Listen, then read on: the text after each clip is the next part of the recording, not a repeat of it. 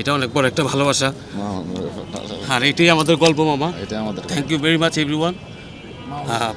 কানি গাই একটু পরে। Thank you. আমি একটা কথা বলতে চাই যে আমাদের সিরিয়ালটা তো অলরেডি আপনারা জানেন, অনেকগুলো পর্ব অন এয়ার হয়ে গেছে, 40+।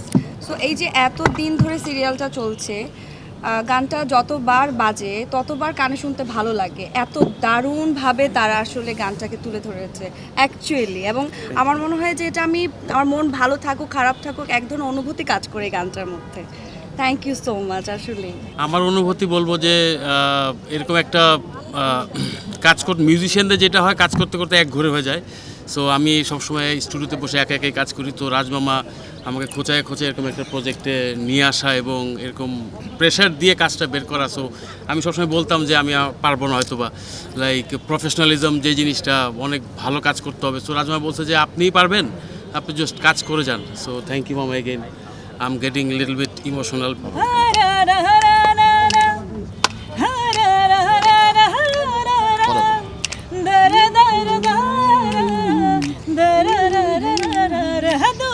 দূরে সুরে সুরে কাছে আসি ঘুরে ফিরে, পথে পথে পায়ে পায়ে ফিরে আসি এই ঘরে।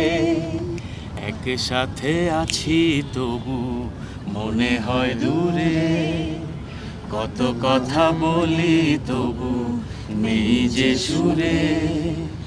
অভিমান জমে থাকে অল্প, এটা আমাদেরই গল্প,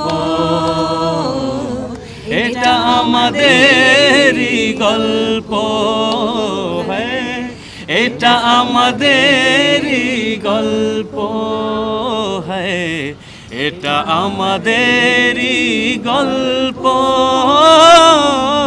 এটাই আমাদেরই গল্প। দূরে দূরে সুরে সুরে কাছে আসি ঘুরে ফিরে, পথে পথে পায়ে পায়ে ফিরে আসি এই ঘরে। Thank you. ধন্যবাদ সবাইকে।